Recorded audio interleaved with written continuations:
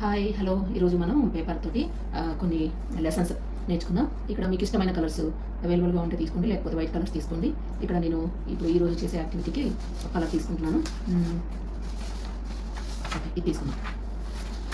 మిగతా అన్ని పక్కన పెట్టేసుకొని ఓకే, ఈ పేపర్ తోటి మనం ఈరోజు ఏం చెప్తున్నామంటే, వాక్యంలో ఉంది కదా, యేసయ్య నేనే మార్గము సత్యము జీవము అని అన్నారు. అలాగే నేనే ద్వారము అని కూడా యోహాను సువార్తలో మరి యేసయ్య చెప్తున్నారు. అయితే మరి యేసయ్య ద్వారా మాత్రమే పరలోకానికి మనం వెళ్తాము అనే విషయం మనందరికీ తెలుసు, వాక్యం బట్టి చూస్తే.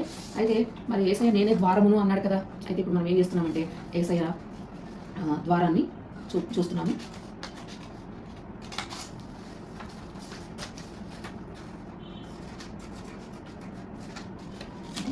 తర్వాత మళ్ళీ ఇక్కడ కట్ చేసుకోవాలి కొంచెం.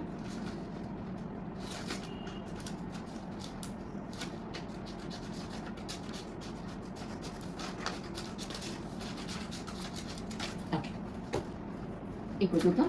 మరి యేసయ్య నేనే ద్వారము అని చెప్పారు కదా, చూడండి. అంటే ద్వారం కనిపిస్తుంది, ఆయనే ద్వారం. అంటే నేనే ద్వారం, నా ద్వారాన్ని పరలోకానికి వస్తుంది. ఓకే, ద్వారం నేనే అన్నాడు. సరే, ఇది యేసయ్య ద్వారం అని అనుకుంటే ఇందులోంచి మనం వెళ్ళగలమా? ఇది ద్వారము, ఇందులోంచి వెళ్ళగలమా? ఒకవేళ మీ దగ్గర ఎవరైనా పిల్లలు ఉంటే పిల్లల మెడలోంచి కిందకి దింపి చూడండి, లేకపోతే పెద్దవాళ్ళు వేసుకొని చూడండి. చూస్తే దీంట్లోంచి ఎవరు వెళ్ళలేదు. మరి ఎలాగా? యేసయ్య నేనే ద్వారము, నా ద్వారానే పరలోకానికి వస్తారని చెప్పారు. మరి ఈ ద్వారంలోకి ఎలా ప్రవేశించాలి అని అంటే, ప్రవేశించడం అంత ఈజీ కాదండి. ఈ యేసయ్య ద్వారా పరలోకానికి వెళ్ళాలి అంటే మనము కొన్ని పనులు చేయాలి, కొన్ని చేయకూడదు కదా. ఏం చేయకూడదు అనేది మరి చూద్దాం. అయితే చాలాసార్లు ఏమవుతుందంటే, మనం ఏం చేయకూడదో తెలుసు కానీ చేస్తూనే ఉంటాం. ఇప్పుడు పిల్లలతో ఒక్కొక్కటి చెప్పిద్దాం. చెప్పండి నాన్న, పిల్లలు ఎవరైనా ఉండి మరి యేసయ్య దగ్గరికి వెళ్ళాలంటే మనం ఏం చేయకూడదు అని అడిగితే ఒక్కొక్కరు ఒక్కొక్కటి చెప్పే అవకాశాన్ని ఇస్తూ ఉంటే ఇలా చెప్తుంటారు. అబద్ధము ఆడకూడదు. ఓకే, నెక్స్ట్ ఒక్కొక్క దానికి ఒక్కొక్క కటింగ్. దొంగతనము చేయకూడదు. తర్వాత తల్లిదండ్రుల మాట వినాలి, అవిధేయత చూపించకూడదు. నెక్స్ట్ ఫ్రెండ్స్ని సిబ్లింగ్స్ని కొట్టకూడదు, బీట్ చేయకూడదు. ఇంకా మరి విగ్రహారాధన చేయకూడదు.